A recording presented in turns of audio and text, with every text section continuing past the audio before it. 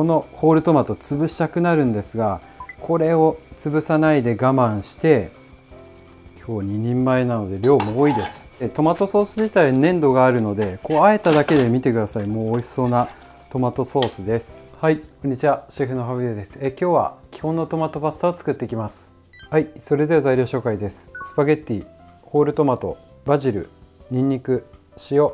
砂糖、オリーブオイル、パルメザンチーズです。はい、それでは今日は基本のイタリア料理シリーズということで、トマト缶を使った絶品のトマトパスタを作っていきます。で、前回の動画でトマト缶の比較動画をやったんですけど、その中でも登場したホールトマトを使ってプロのアプローチで、これから早速ですね、下処理からやっていきます。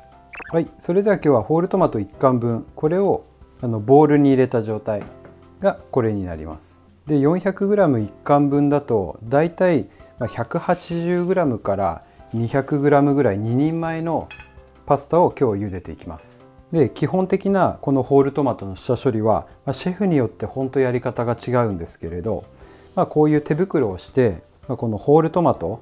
これのこの端の部分が硬い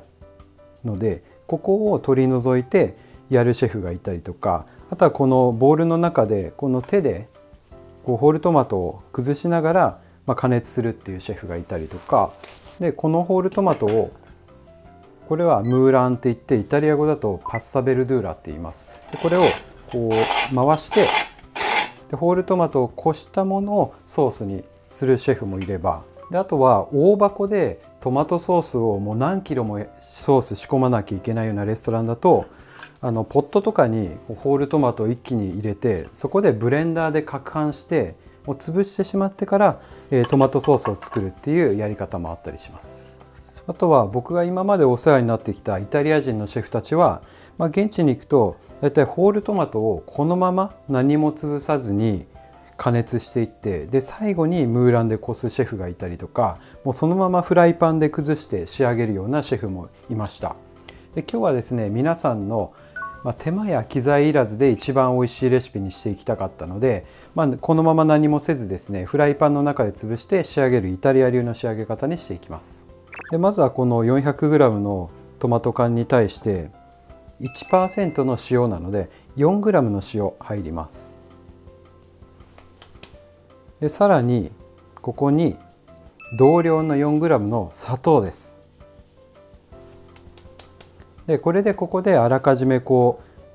う下味を入れてあげることによって、この、塩も大事なんですけど、砂糖が入ったことによってホールトマトっていうのは前回の動画でも言ったんですけど、酸っぱいトマトなので、その酸っぱさがマスキングされてとてもまろやかで美味しいトマトソースになるので、味気ないっていうこともこれでなくなります。あとは香りの部分はやっぱりフレッシュバジルが一番相性がいいので、これを葉っぱの部分と茎の部分分けておきます。で茎の部分はこの後火入れで使っていきます。でバジルの葉っぱは少しこう小さめにちぎっておきます。あとニンニクはこれ潰しておきます。でチーズはですね、今日はパルミジャーノ・レジャーノチーズ使っていくんですけど、これはトマトパスタをやるときは、あとはグラナパダーノチーズとかペコリーノ・ロマーノチーズとかが相性がいいんですけれど、全然これは粉チーズでやっていただいても大丈夫です。はい、それでは潰したニンニクとバジルの茎、これもちょっとこう潰して入れると香りがより立ちます。でオリーブオイルは2人前なのでだいたい50ぐらいのオイルが入ります。でこの状態で火にかけていきます。で最初の火加減は、基本的なレシピ本だと弱火からじっくりっていうのがイタリア料理の基本ではあるんですけれど、ここのまだ温度が上がってない状態なので、最初は実際強火でも大丈夫です。で大事なのはこの中が沸いてきてふつふつした状態を作ることがとても大切なので、その状態までまずは加熱していきます。はい、それでは今見てください。このふつふつした状態になったら火切ってください。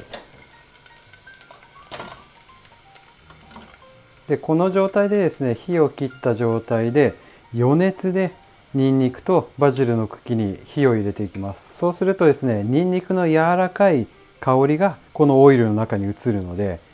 トマトの風味を邪魔しないニンニクの香りの出方になります。はい、それでは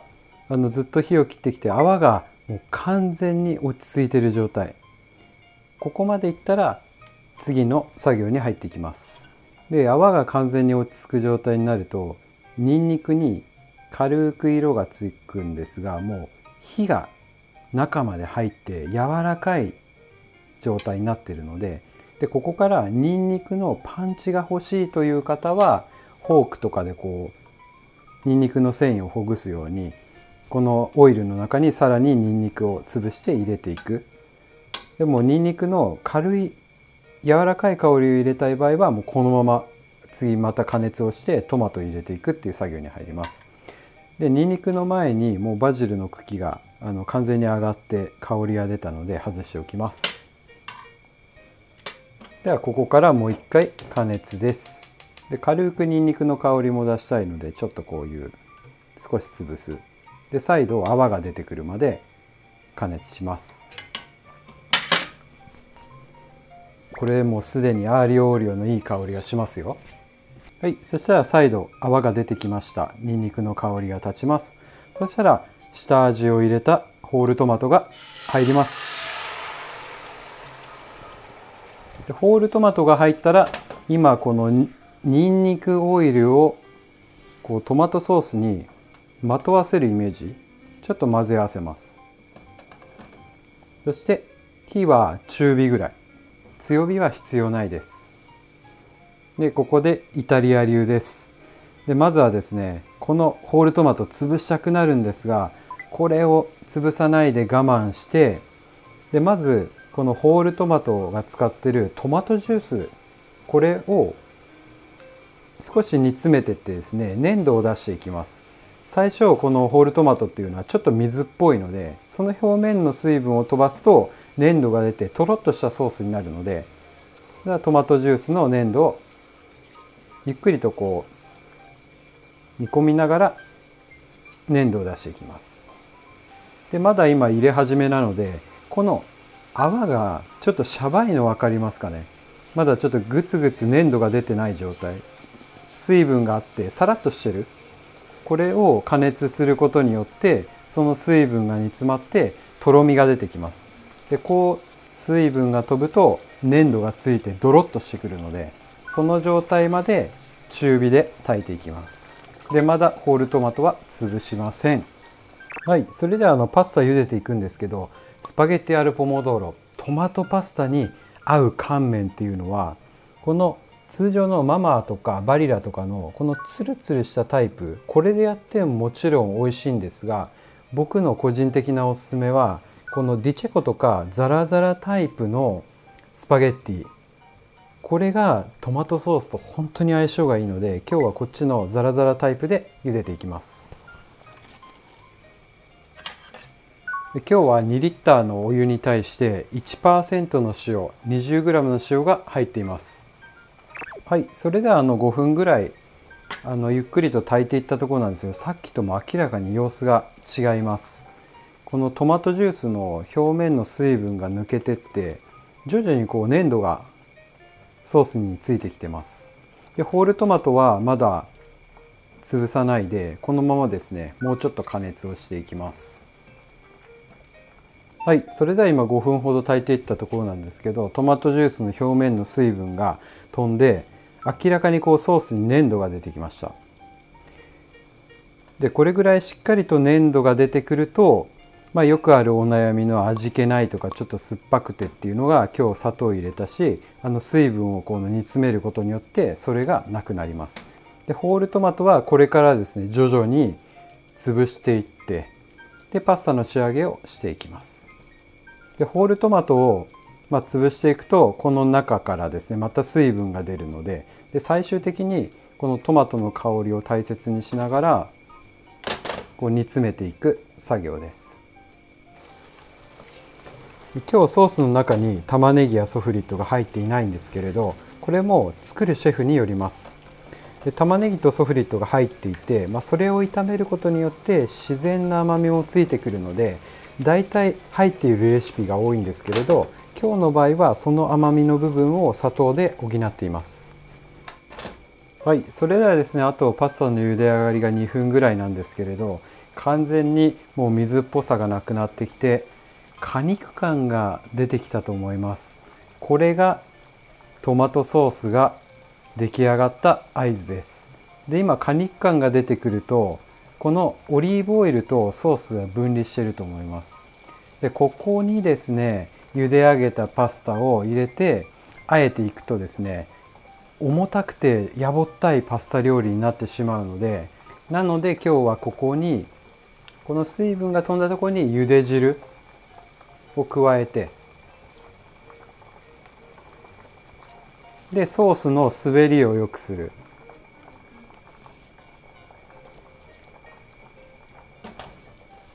そうするとですね、最終的にこのパスタをあえて茹で上がったパスタを入れていくときにですね、やぼったく重たくないトマトソース、軽やかなだけどコクのあるトマトソースになります。はい、それでは麺が茹がったので合わせていきます。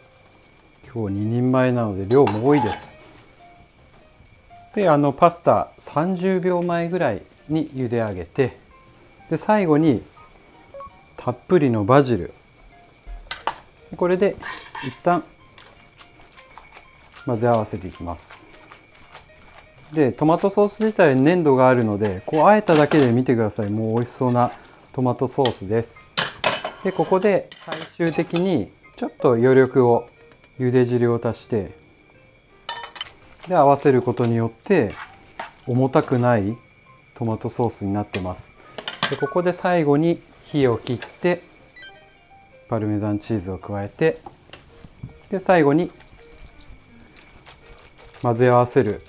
そうすると最終的にチーズのコクとうまみがトマトソースに溶け出すので、もうこれでバランスの取れて最高にいい状態のトマトソースが絡んだので、これで盛り付けに入っていきます。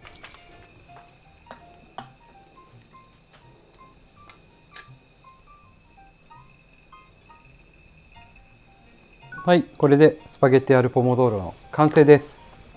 はい、いただきます。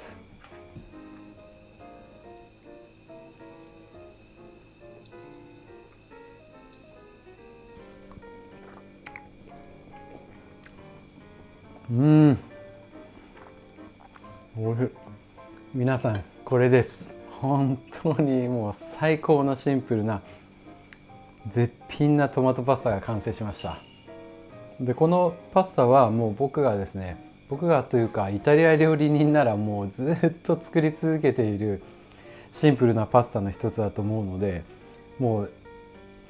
どなたが食べても美味しいって言ってくれるようなパスタなのかなと思います。で今日の作り方はですね、僕がここ数年イタリアのトップレストランで現地で実際に見てきた仕込みの仕方で、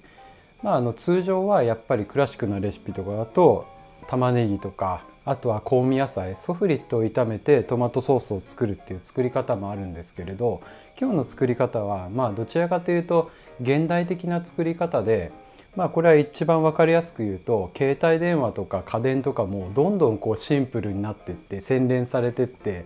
軽くなって軽量化していくじゃないですか。それと同じで料理界も同じ流れがあって、どんどん重い料理からこう軽くなっていくっていう流れがあるような気がするんですよね。で今日の作り方はあくまでもいろんなシェフがいていろんな作り方がある中の一つなので、もちろんこれも作り手がいて食べ手がいるので、食べ手がどんな好みかによって使い分けることがいいので、今日のような香りを大切にしたいんだったら